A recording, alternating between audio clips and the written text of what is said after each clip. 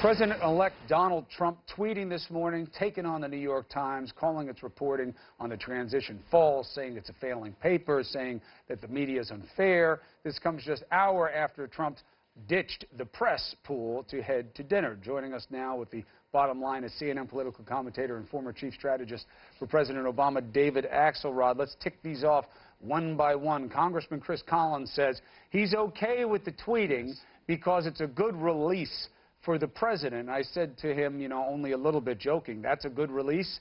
Trying to get people to feel the press is illegitimate? And he just shrugged his shoulders. He was like, yeah, that's what he wants to do. What's your take? I'd try yoga. I think that would be better.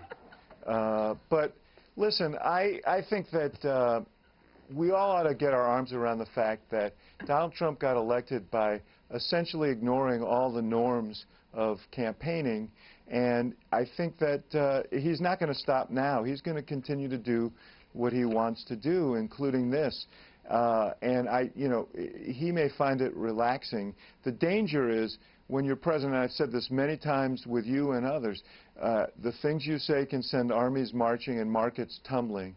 And, you have to find another way to relax, because the consequences of a ill-worded tweet are much more grave when you're president of the United States than when you're running for president of the United States. David, I think you bring up an interesting point, because we thought we were seeing that in the early morning hours on Wednesday when he was named the next president. Dow futures were off 900 points. They bounced back right when the market opened the next morning.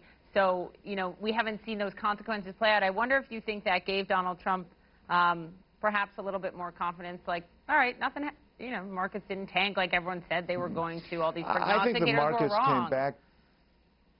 I think the markets came back because there's a perception that Trump with a Republican Congress means tax cuts, means deregulation, and these are things that business wants. They may have taken some solace in the some of the kind of more conventional things that Trump has said since Election Day, but I don't think attacking the New York Times is going to impact the world or the markets. Right.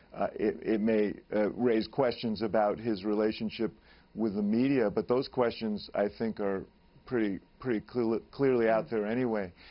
So I don't know. I wouldn't look for market reaction to every tweet. But I know this: when he takes office, it's going to be very concerning if he does top-of-mind kind of tweets anytime someone tweaks him, or he says, or someone does something that he doesn't like.